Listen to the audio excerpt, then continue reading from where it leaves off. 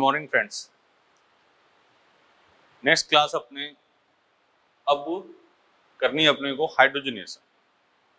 Last class में कहा था ना कि हाइड्रोजनेशन को आगे कंटिन्यू करेंगे, ठीक है। तो इधर देखो, इसके मैकेनिज्म देख लो।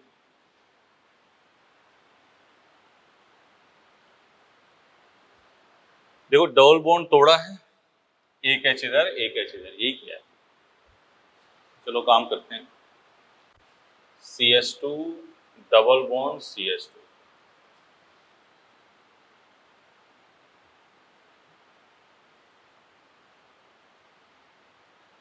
ये मेटेलिक सरफेस है, ये गया और यहां से क्या हुआ, ब्रेक। तो यहाँ क्या हो गया, CH3CH, एक एच इधर एक एच, ठीक है ना। जैसे इधर देखना, मान लो ये है HC ट्रिपल बॉन्ड CH, यहाँ करी गई H2PT, वन इक्विवेलेंट, ठीक है। HH, ये क्या हो गया, CH2 डबल बॉन्ड CH2, फिर H2PT, वन इक्विवेलेंट चाहे कैसे लिखा हो, ये क्या हो जाएगा, CH3CH।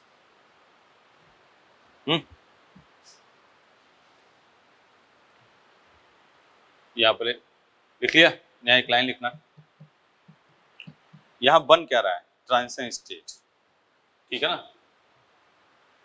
अगर जो इस रिएक्शन में H2 निकल का यूज करेंगे, ठीक है ना, H2PD, अगर इस रिएक्शन में क्या करेंगे H2 निकल, तो उसे कहते हैं सावाटियर सैंडरसन, ठीक है ना। इसमें क्या यूज करते हैं, रेने निकल,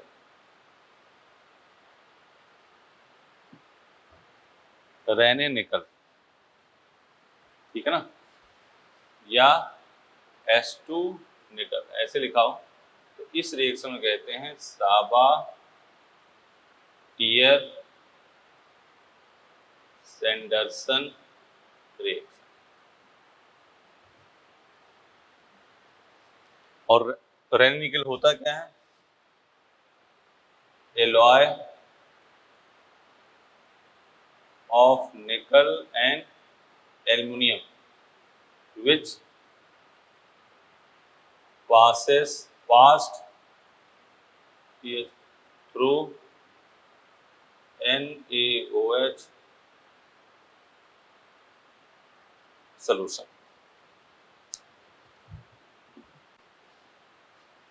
ठीक है ना।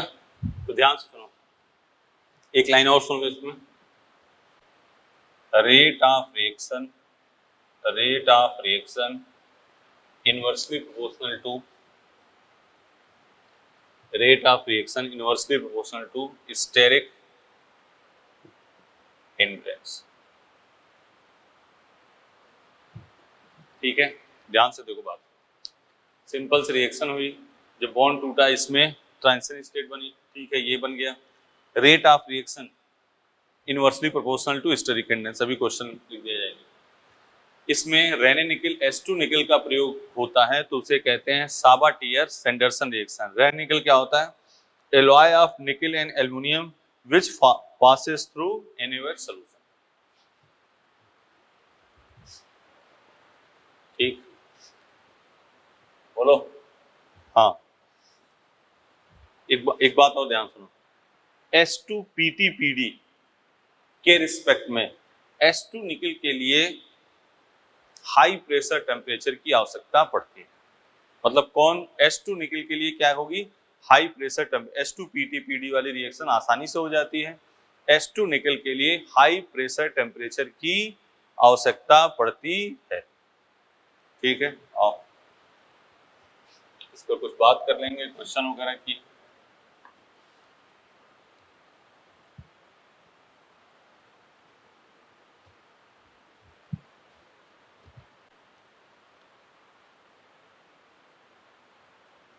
CH3 .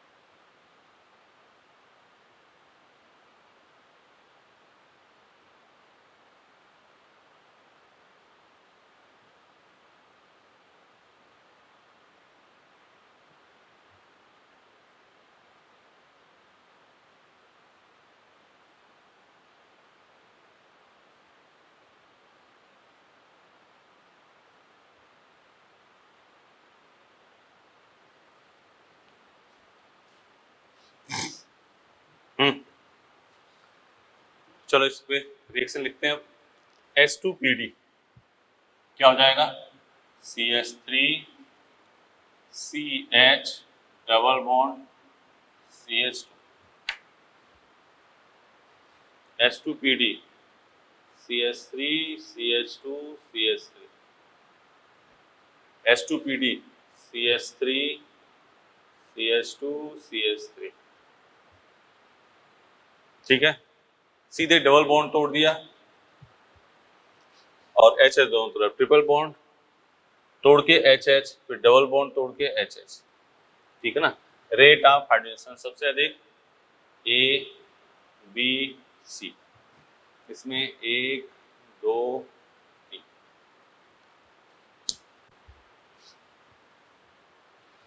सही है।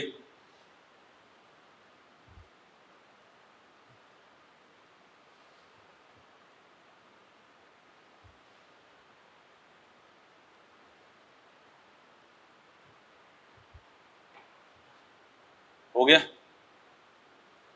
ठीक है ना। तो क्या क्या बात की, rate of reaction inversely proportional to steric hindrance. जैसे जैसे भीड़ भाड़ बढ़ती जाएगी रिएक्शन की रेट क्या होगी, कम होगी। S2 निकल, रेने निकल किसको कहते हैं, निकल एल्युमिनियम का एलॉय है जो एनुअल सॉल्यूशन में पास कराया जाता है। S2 निकल के लिए हाई टेम्परेचर प्रेशर की आवश्यकता पड़ेगी। ठीक है,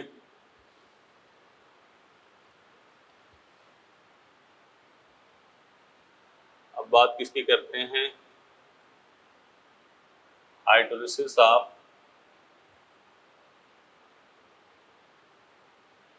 कार्बाइड। हाइड्रोलिसिस ऑफ कार्बाइड, ये दोनों याद रखने वाली रिएक्शन है, लिख दे रहे हैं।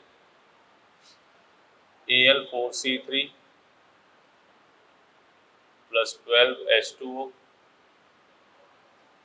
Arrow 4Al OH whole thrice plus 3CH4।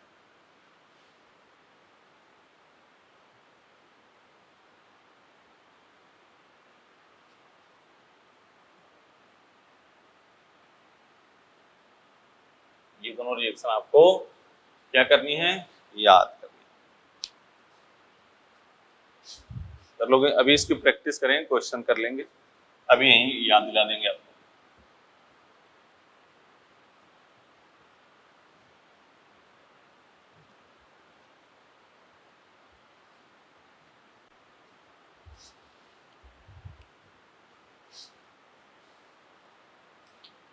Insertion reaction,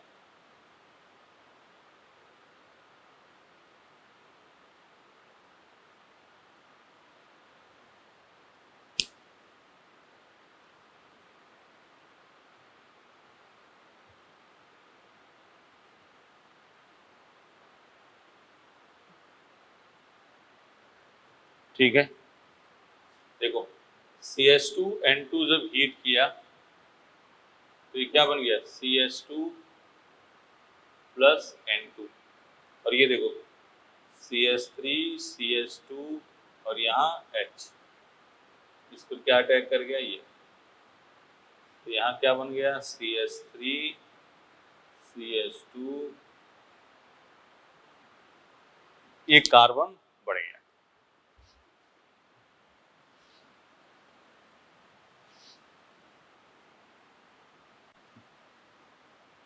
ठीक है, क्वेश्चन करते हैं इसको। देखो क्वेश्चन ये है, Al4C3 प्लस H2O, ए बन गया, CH2N2 हीट क्या बन गया, बी।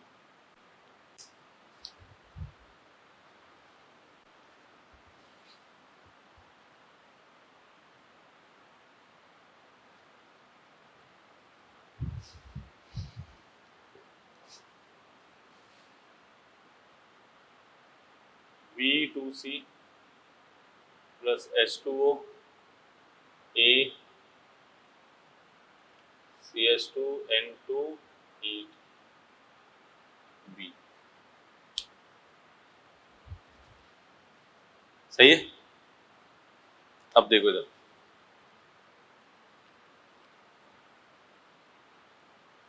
CH4, ठीक है ना। अब देखो CH2N2 हीट करोगे, CH3H क्या बन गया, CH3CH3, ठीक है। B2C हाइड्रोसिस क्या बन गया, CH4। फिर CH4 को ऐसे लिख सकते हैं CH3H, और CH2N2 हीट किया,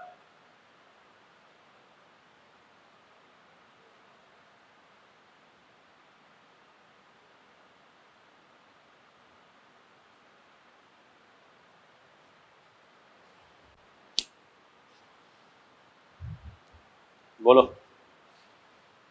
ये ना। तो इंसर्शन रिएक्शन भी काम। अब अगला हेडिंग डालो आप, डीकार्बोक्सिलेशन, ये बता दें।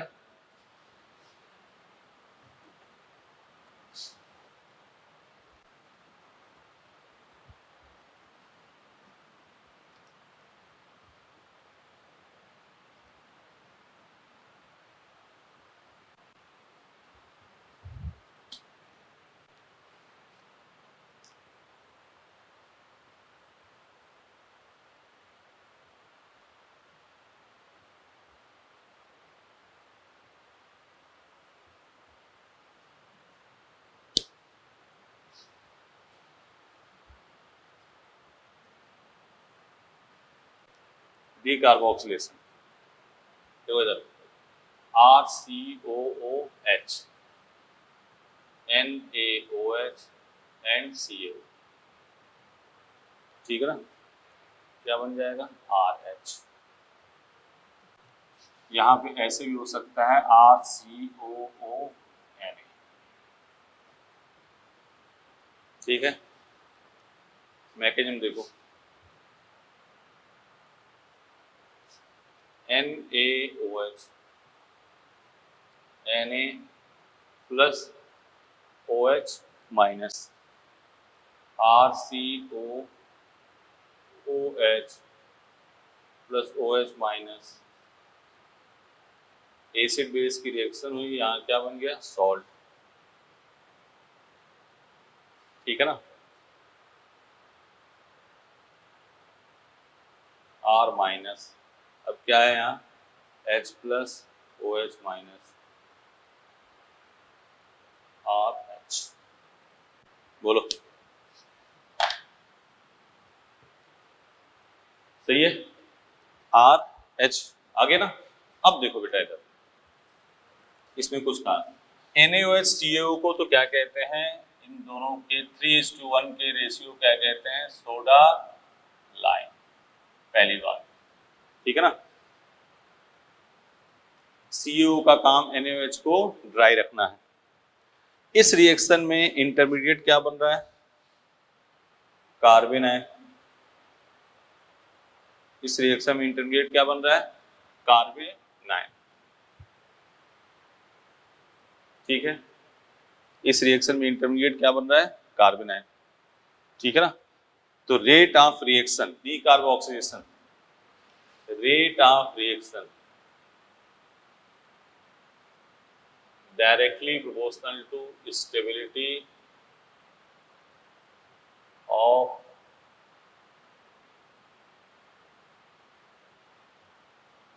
Carbon ion, rate of reaction directly proportional to stability of carbanion. पहले नोट कर लो इसको, फिर इसका क्वेश्चन। हाँ, अगर जो फॉर्मिक एसिड होगा, formic acid HCOOH formic acid है, और सोडा लाइम के साथ रिएक्शन कराते हो NaOH CaO, तो क्या बनेगा, CO2 निकला, और कौन सी गैस निकलेगी, H2, ठीक है ना। फॉर्मिक एसिड में क्या निकलता है, H2, ठीक है, बिठा दें। तो rate of reaction directly proportional to stability of carbanion. Question इस पे लिख दे रहे हैं,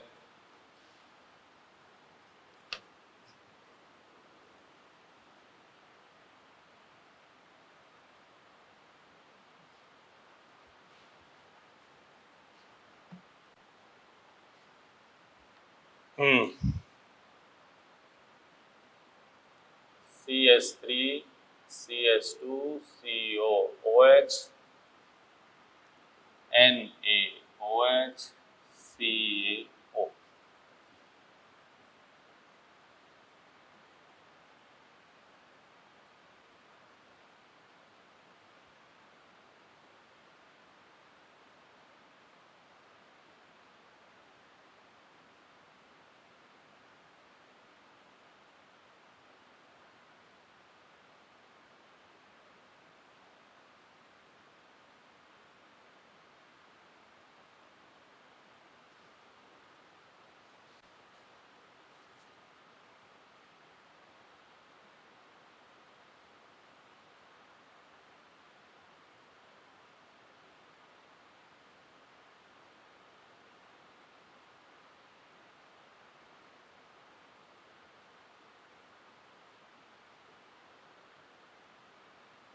Rate of decarboxylation.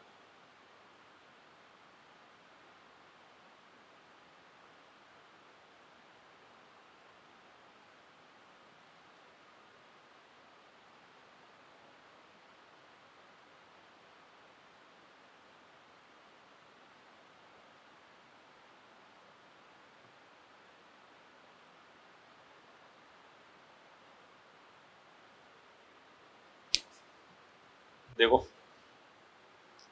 क्या होगा,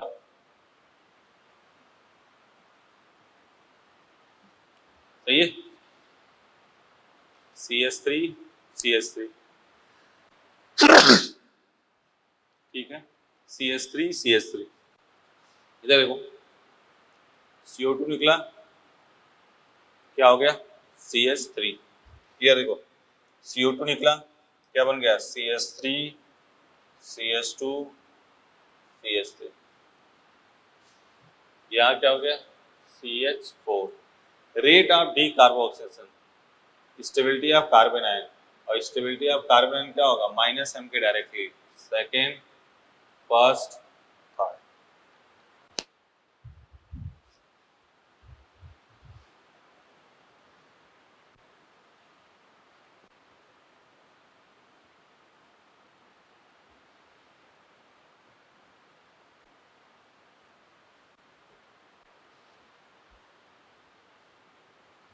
rate of decarboxylation, stability of carbon ion, ठीक है, ये भी मान लो ऐसे होता क्वेश्चन, तो रेट ऑफ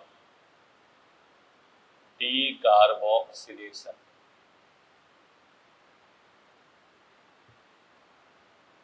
क्वेश्चन ये होता ए बी,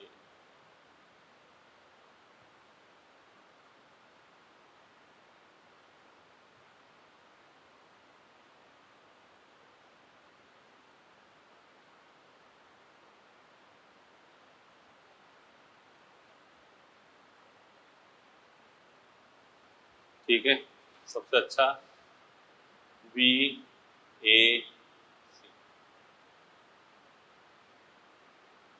बी ए सी, क्योंकि ये क्या है माइनस आई माइनस आई माइनस आई, दो माइनस आई, एक माइनस आई, कोई माइनस,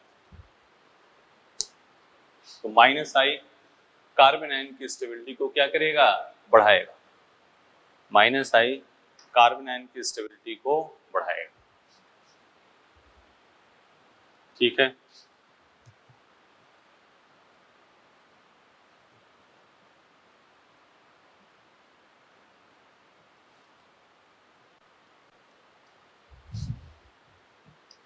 तो क्या क्या बातें हो गई, जो जो रिएक्शन करी एक बार इसको लिख देते, CH3MgCl प्लस CH3OH, एक रिएक्शन ये बता दी ग्रिग्नार्ड वाली, CH3COK इलेक्ट्रोलिसिस कोल्बे वाली, CH3Cl anhydrous ether Wurtz reaction, CH2 double bond CH2 S2PD hydrogenation, ठीक है, और Al4C3 हाइड्रोसिस,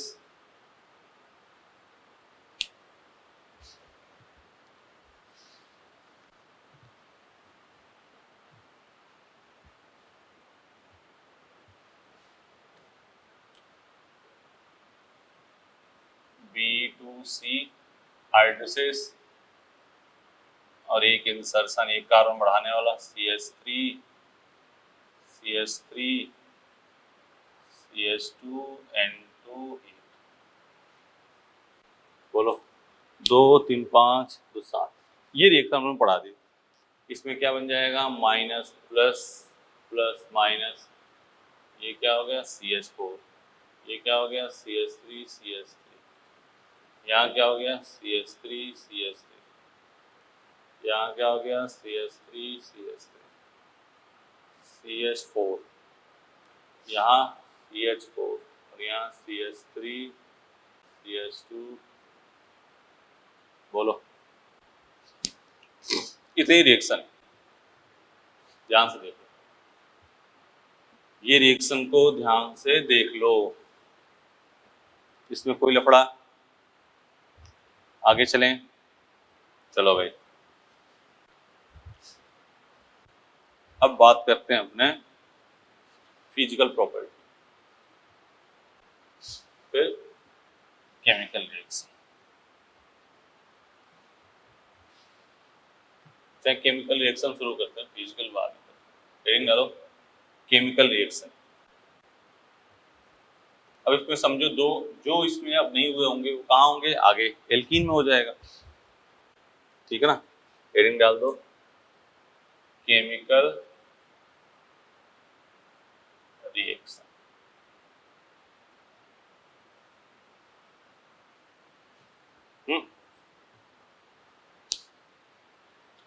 पहला लिखो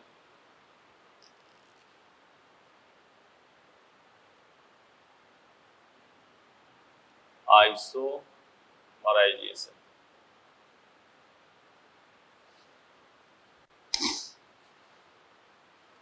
CH3 CH2, ठीक है, AlCl3 HCl,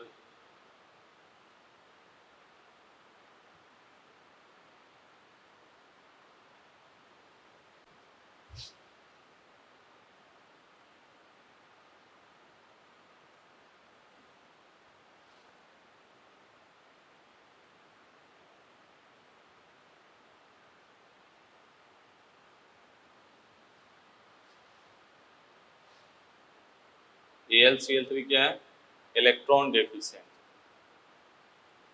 ये इसको लेगा तो यहाँ क्या होगा CH3 CH2 CH2 plus CH3 minus AlCl।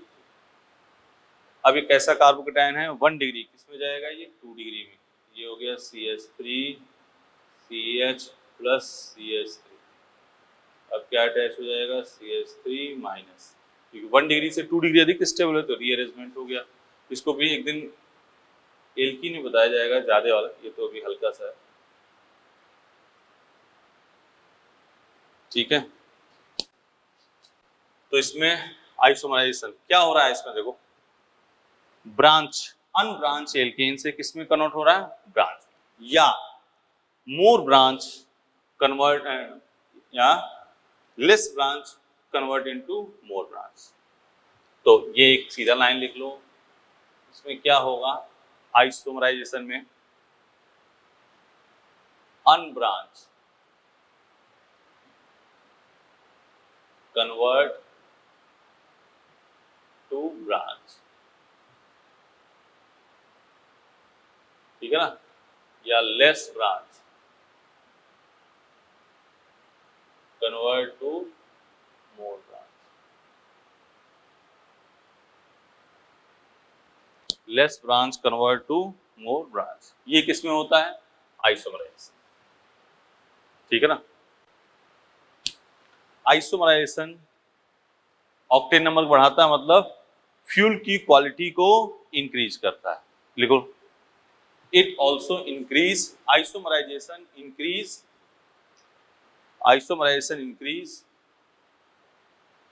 fuel quality. Isomerization increase fuel quality. Isomerization increase fuel quality. Isomerization increase fuel quality. ठीक है, जैसे कोई क्वेश्चन है, एल्केन है, बस दोनों मॉलिक्यूलर वेट देख लेना, जितने कार्बन इधर हो उतने कार्बन हाइड्रोजन इधर हो, बस इधर लेस ब्रांच से मोर ब्रांच या अन ब्रांच से क्या हो जाए ब्रांच, बता दें। तो जैसे इसमें क्वेश्चन आ जाए,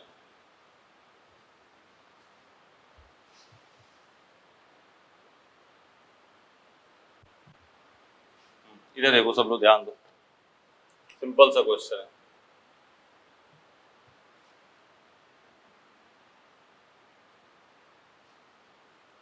AlCl3 HCl प्रोडक्ट,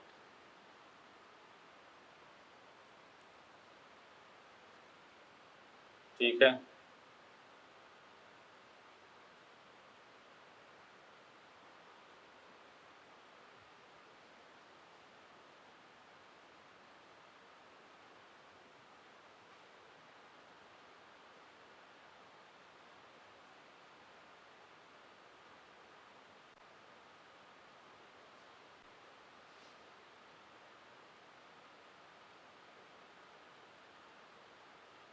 ठीक है।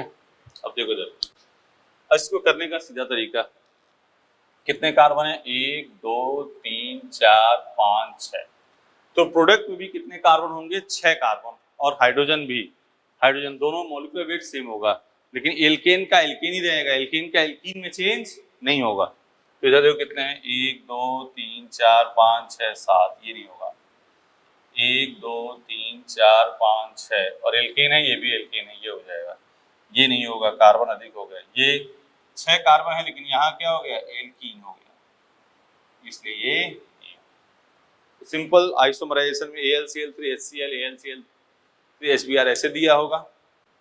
अब सीधे क्या करना, इसका मॉलिक्यूलर वेट देख लेना, प्रोडक्ट जो बनाया उसका मॉलिक्यूलर वेट देख लेना, ठीक है ना।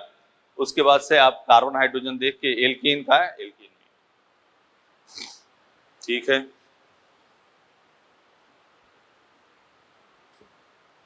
बता दें,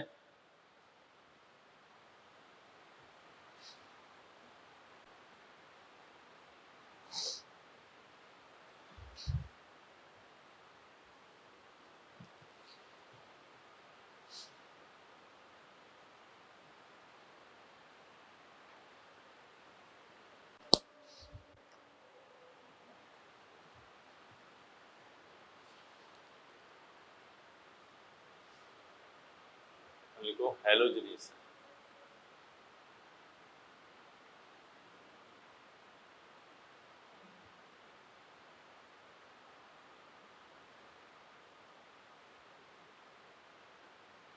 RH plus X2 H new, RX plus HX, ठीक है ना। रिएक्टिविटी 3 डिग्री 2 डिग्री 1 डिग्री, और हेलोजन में F2 Cl2 Br2 I, magnesium,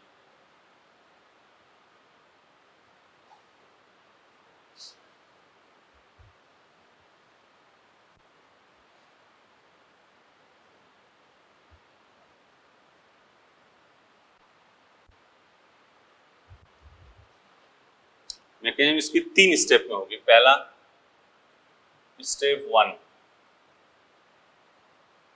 initiation, initiation X X H new, X free radical X free radical, ठीक है ना। Step 2 RH X free radical क्या हो गया, R free radical plus HX, ठीक है। स्टेप 1 ये है propagation,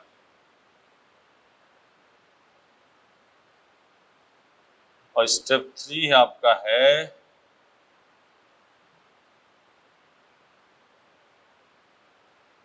termination, R free radical plus X, क्या बन गया, RX। यही 3 स्टेप चलेगा। पहला क्या क्या देखो, हेलोजनेशन ऑफ एल्केन, RH लिया, X2 RX HX निकल गया। Reactivity order alkane 3 degree 2 degree 1 degree, F2Cl2 Br2 I2। Mechanism 3 step में होगी। इनिशिएशन पहला इसको ब्रेक किया, X free radical, propagation starting जहां पे होगा, लास्ट में फाइनल वो हो गया टर्मिनेशन, बीच में कोई स्टेप होगा वो क्या हो जाएगा, प्रोपेगेशन। तो R फ्री रेडिकल HX, कितनी बात होगी देखो, बोलो, इतना पहले देख लो फिर आगे इस पे बात करते हैं,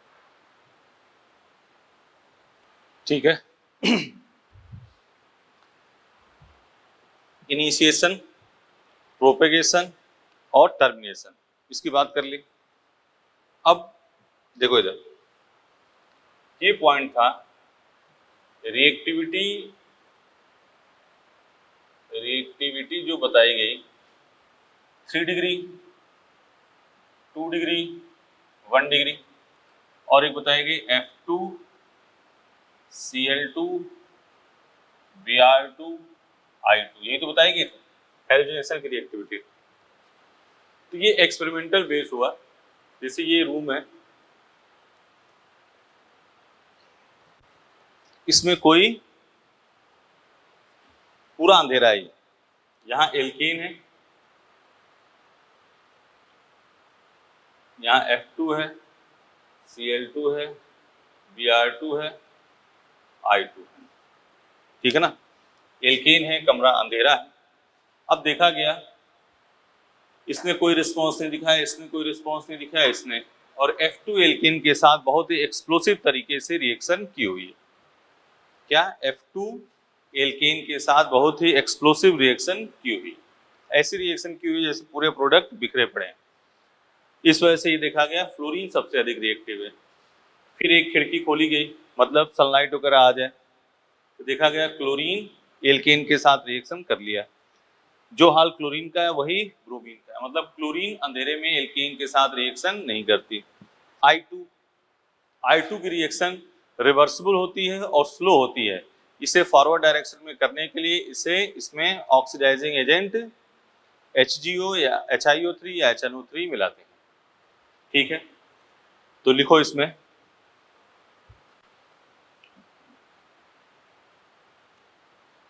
when fluorine react with alkane,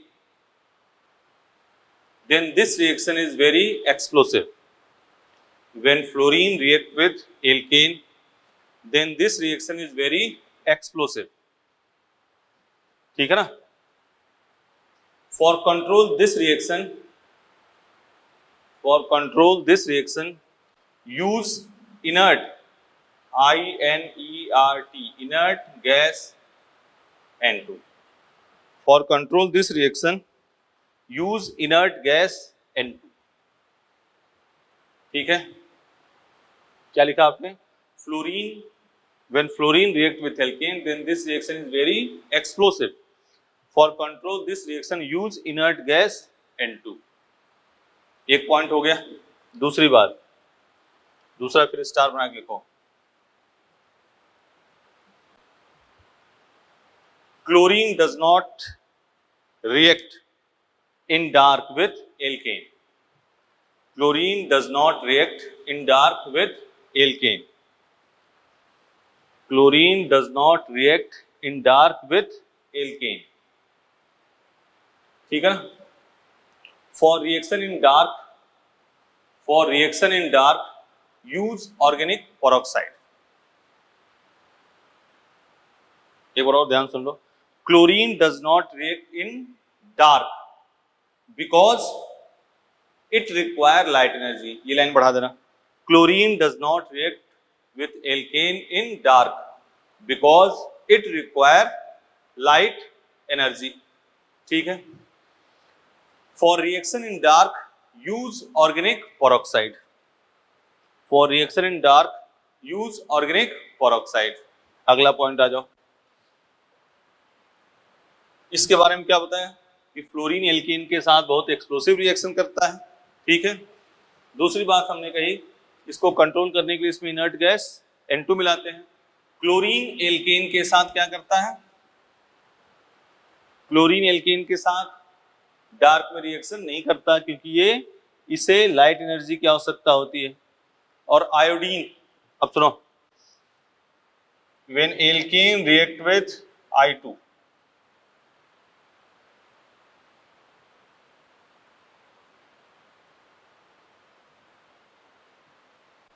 CH4 plus I2 arrow CH3I plus HI। Alkane जब I2 के साथ रिएक्शन करता है तो क्या बना दिया, मिथाइल आयोडाइड। देख लो, अब ये रिवर्सिबल रिएक्शन है तो for forward direction, for forward direction use oxidising agent HgO और HiO3 और HNO। Use oxidising agent HgO और HiO3 और HNO3। ये पॉइंट लिख लो। इस वजह से फ्लोरीन अधिक रिएक्टिव हो गया, फिर क्लोरीन, फिर ब्रोमीन, फिर आयोडीन। ध्यान से देखो, ये इसकी थ्योरी के पॉइंट थे। अब कुछ बात करने जा रहे हैं इसके और। क्या बात कही हमने, दोबारा एक बार ध्यान से बताना, क्या बात कही, कहा कि एल्केन F2 के साथ बहुत एक्सप्लोसिव रिएक्शन करता है, इसे कंट्रोल करने के लिए इसमें इनर्ट गैस क्या मिलाते हैं, N2। ठीक है, inert gas slash N2। Chlorine अंधेरे में रिएक्शन नहीं करता because it require light energy. अगर डार्क में रिएक्शन करानी है तो क्या यूज करोगे, ऑर्गेनिक पेरोक्साइड। आयोडीन की रिएक्शन क्या है, रिवर्सिबल, इसको फॉरवर्ड डायरेक्शन में करने के लिए इसमें क्या मिलाएंगे, फॉरवर्ड डायरेक्शन में करने के लिए इसमें क्या मिलाएंगे, ऑक्सीडाइजिंग एजेंट HgO और HiO3 और HNO3। ठीक है, चलो आगे। अब एक क्वेश्चन देखो, CH4 प्लस Cl2 HNO, ये एक्सिस में है,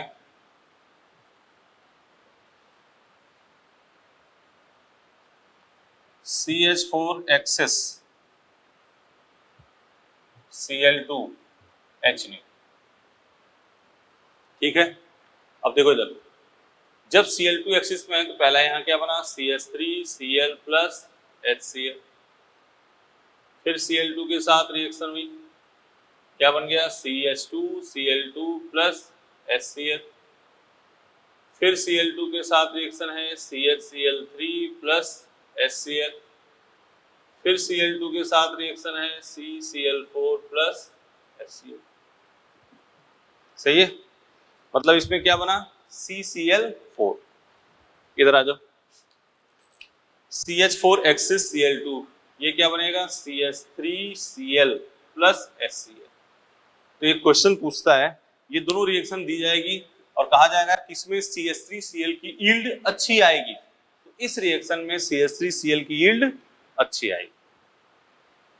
ठीक है, देख लो, बुझा दें।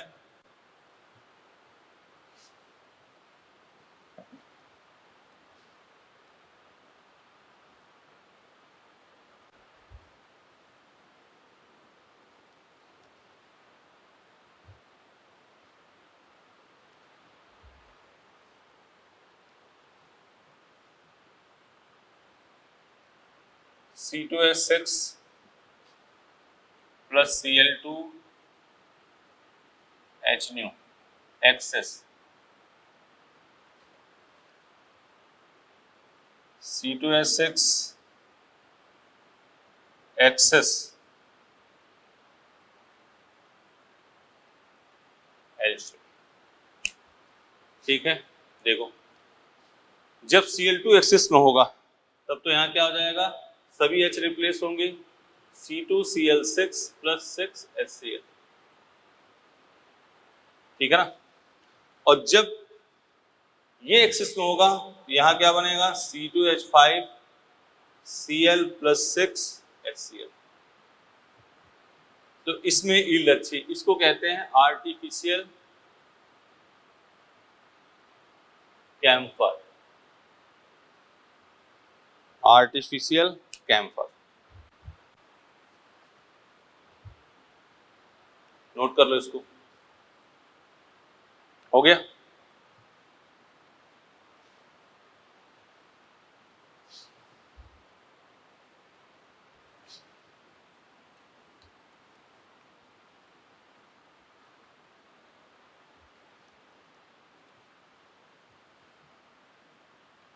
अब देखो क्वेश्चन Al4C3 ऐसे लिखा, क्वेश्चन देखना कैसे आ सकते हैं। प्लस H2O A बना, इसकी Cl2H न्यू, B बना Na ड्राई ईथर। कुछ न दिया हो तो CH4 का एक्सेस Cl2 समझ रहे हैं, एक एक मोल का एक्सेस वगैरह कोई नहीं है। तो यहाँ Al4C3 की हाइड्रोलिसिस की तो क्या बना, CH4 बन गया। अब Cl2H न्यू, यहाँ क्या आ गया, CH3Cl, Na dry ether CH3CH3 CH3CH3 देख लो।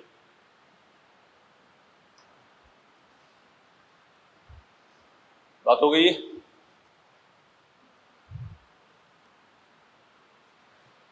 मिटा दें इसको।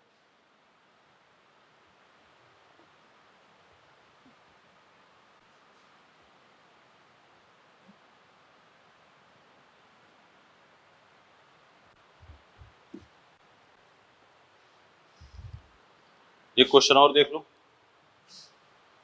एक क्वेश्चन और देखो, B2C plus H2O A Cl2 access.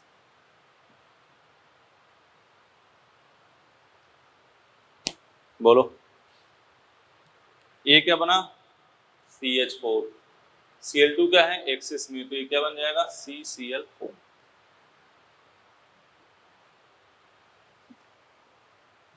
यहां देखो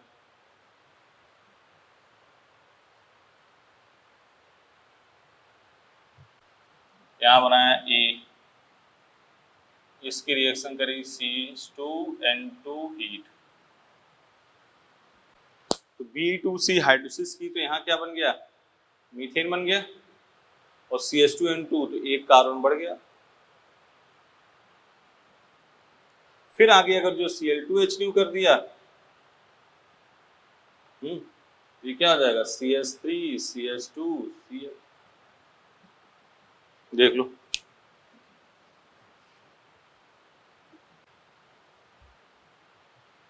हो गया। मिटाए,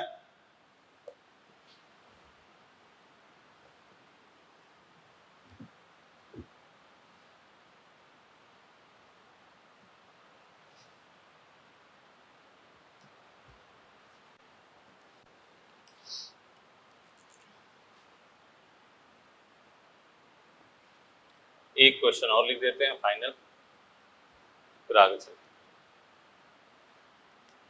देखो इधर Al4C3 प्लस H2O A बना, CH2N2 हीट, B बना,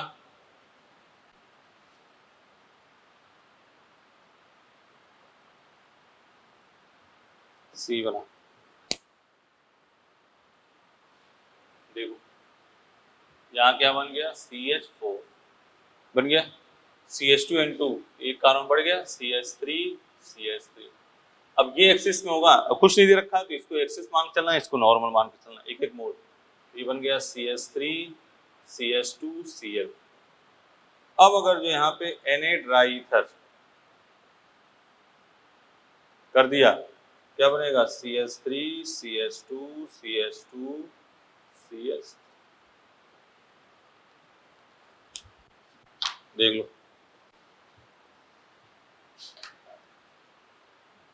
ठीक है बेटा, इतनी बात अपन करी है। अब आगे इसमें रिएक्शन होगी, बिठा दें इसको।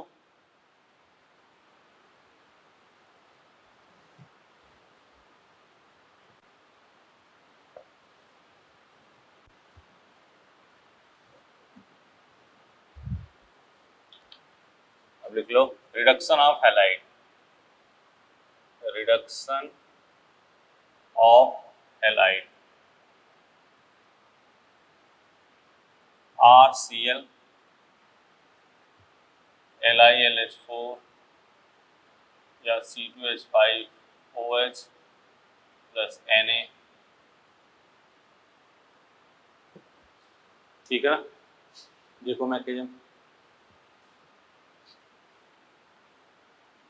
RCl माइनस और ये प्लस LiAlH4, ये क्या देगा, हाइड्राइड आयन H माइनस, यहाँ क्या हो जाएगा RH।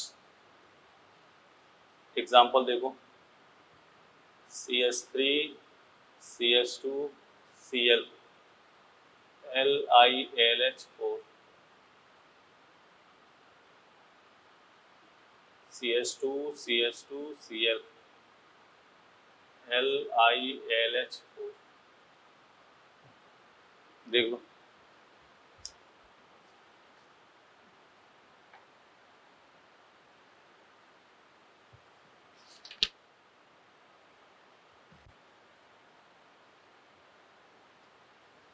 कर लिया, बोलो, सीधे लिख दो CH3 CH3। और हाइड्रोजन डेरिवेटिव में इसका एक बहुत इंपॉर्टेंट मैटर बताएंगे, क्या, क्योंकि वहां ZnHCl के साथ रिडक्शन बताएंगे अपने, और वहां लिखा होगा एक्सेप्ट फ्लोराइड, तो वो सब चीज एक दिन NCERT मंगा के आपसे बात करेंगे हाइड्रोजन। अभी तो सिंपल ये CH3 CH2 CH, ठीक है। तो इतनी बात, नेक्स्ट क्लास में इसमें और बातें करेंगे, ये आराम से देख लो, कर लोगे। क्या क्या किया आप लोगों ने मेथड ऑफ प्रिपरेशन में, केमिकल रिएक्शन की बात करी, एक तो आइसोमराइजेशन किया और हैलोजिनेशन किया, उसके ऊपर क्वेश्चन किए, और एक रिडक्शन ऑफ हैलाइड, ये सब केमिकल रिएक्शन चल रही, ठीक है बेटा। उसी के आगे बात करेंगे, इसको पहले आराम से नोट कर लो, कर लिया ना, ठीक है। तो नेक्स्ट क्लास में आगे बात करेंगे। Thank you.